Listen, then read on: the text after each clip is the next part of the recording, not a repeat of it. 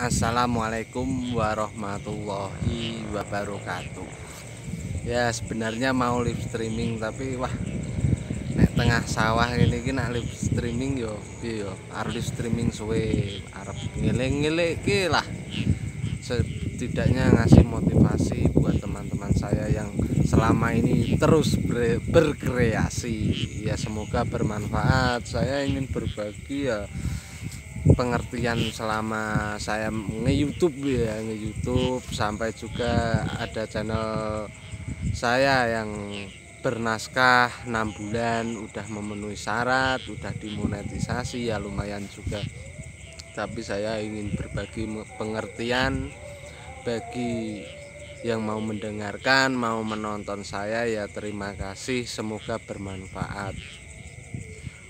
Khususnya buat saya sendiri dan rekan-rekan semua sedoyo kabeh semuanya yang menonton. Ya bukan mau gimana-gimana ya, tapi jadilah orang yang mempunyai prinsip yang suka mencuri ilmu maksudnya.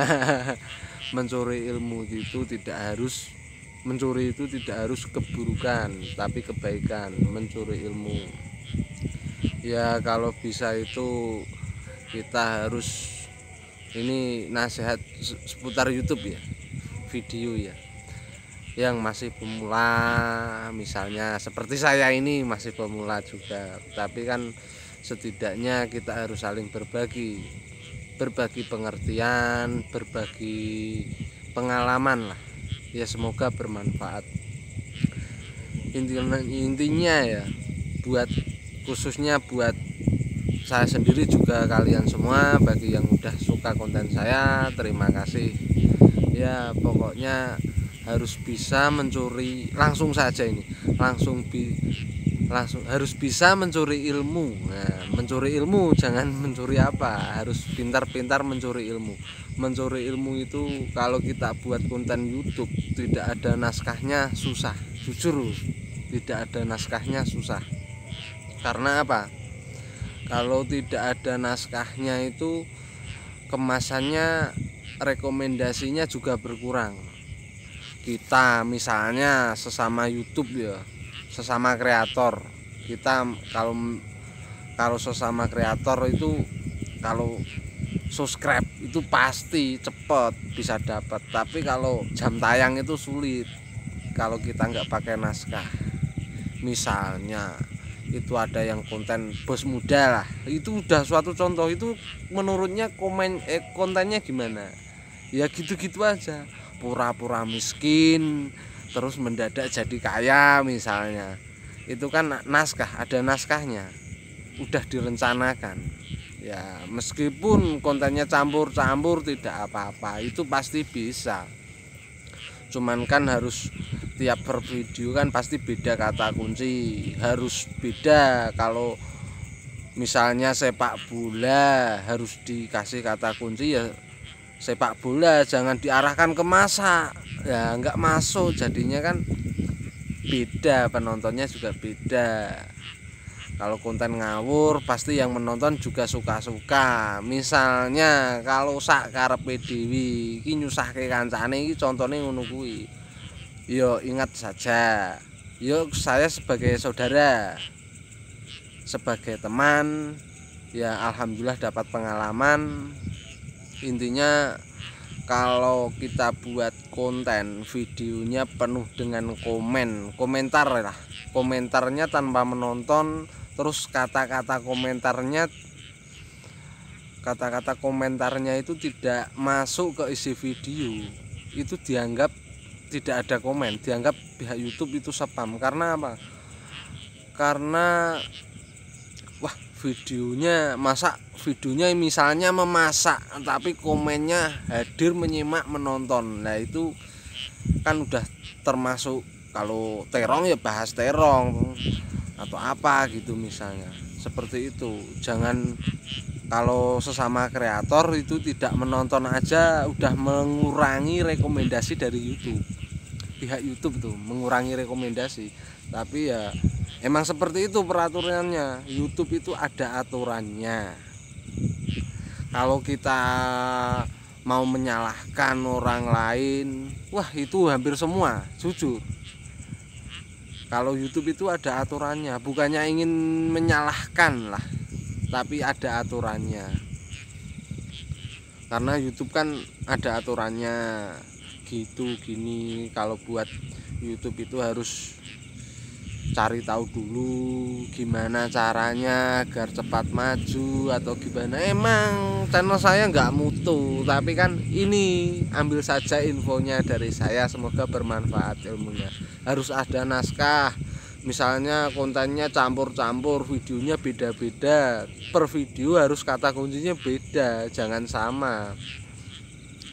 Misalnya ya, kita itu kan bukan artis ya, tapi kan kalau kita buat kontennya bernaskah itu pasti ada, pasti bisa. Misalnya ngevlog ya, contohnya vlog di jalan raya, itu jalannya dijelaskan pakai kata-kata, jangan diedit dipercepat. Terus misalnya kita buat konten video itu jangan, kalau saran dari saya ya, itu jangan mengalihkan sama judul. Masa judulnya misalnya dimakan-makan di kafe, kebanyakan editan lah intinya, isi videonya berubah-ubah, tidak jelas misalnya. Itu udah gimana ya, durasi tonton, orang menonton aja pasti bosan. Enggak sekedar itu, tapi pasti itu. Misalnya bukan saya sendiri saja, misalnya kamu entah siapalah yang menonton video saya, misalnya mau menonton sepak bola, tapi isi videonya kemana-mana, nggak terarah ke bola, itu gimana? Misalnya pecinta bola, contohnya seperti itu. Jadi kita harus punya naskah itu menjelaskan isi video kita sebaik mungkin atau apa ya. Ini hanya saran ya, tidak semua harus dilakukan, tapi kan siapa tahu bermanfaat buat yang menontonnya. Tapi ini sekedar saya mengasih nasihat, semoga bermanfaat. Harus jago-jago mencari ilmu. Kalau judulnya tidak sesuai isi videonya, ya nggak ada penonton. Misalnya kalau ingin view panjang, ingin ditonton banyak orang, minimal itu ditonton 5 menit, 4 menit itu baru bisa ditonton, baru bisa penonton pasti banyak, pasti berhari kelanjut hari ada yang terus menonton. Tapi kalau durasi tontonnya nggak ada 1 menit, nggak ada 2 menit, bahkan nggak ada pun cuman komen, itu retensinya menurun. Cuman banyak komen, tapi kayak orang SMS-an tuh loh, cuman banyak komen, durasi tonton nggak ada, cuman komen tok banyak, tapi kerjaannya kayak SMS-an, kasih WA aja ya para, misalnya seperti itu. Jadi jangan menyerah dan jangan putus asa. Pokoknya itu harus ada naskahnya. Kalau masih pemula jangan kebanyakan editan dulu. Maksudnya apa? Bukan saya menyalahkan atau mengarahkan ya, saya hanya mengasih pengertian, pengalaman dari saya seperti itu. Jadi editannya jangan terlalu banyak dulu, lebih baik fokus ke isi videonya, apa tujuannya, apa isi manfaatnya, dan naskahnya apa. Udah setengah menit editan subscribe apa itu banyak, saya udah ya ingin ketawa sendiri lah.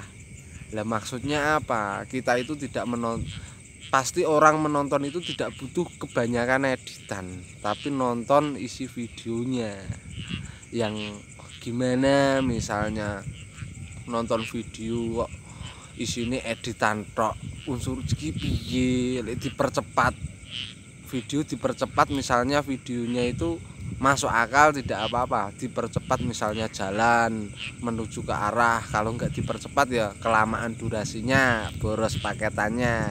Ya juga saya tahu itu pasti kan, yang penting itu isi videonya dulu.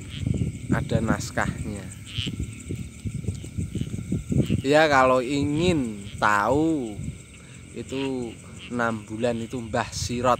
Nah SH itu cuma 6 bulan 100.000 viewer, penonton 18.000, sehari bisa 2.000 ditonton. Terus subscribe nggak ada komen, tapi penonton responnya ada. Retensi penontonnya rata-rata 12 menit per video.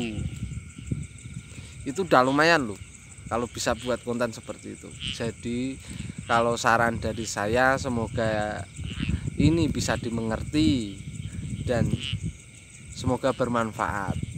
Tenang saja, dibikin slow. Jadilah orang yang suka mencuri, ya mencuri ilmu maksudnya, tapi jangan berburuk sangka dulu. Ini hanya sekedar nasihat. Ini di tengah sawah. Yos piye meneh hiburan ini ki. Pokoknya ambil aja isi nasihatnya. Kalau kalian tahu, pasti tidak menyesal. Tahu caranya, cara membuat inspirasi, cara mengupload video. Ini jujur loh, ini video saya tanpa editan, langsung saya upload, tidak berbasa-basi, pokoknya losdol. Ya, pokoknya yang suka menonton konten saya, yang setia sama saya, semoga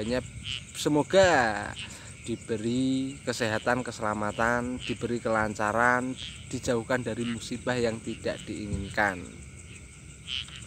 Sedaya para kanca kula disukani Bagas waras duwite akeh. Godhong klaras digawe wadah cengkeh. Sedaya kanca para kerja keras disukani Bagas waras duwite akeh. Ya, wal taufik wal hidayah. Wassalamualaikum warahmatullahi wabarakatuh. Salam Rahayu.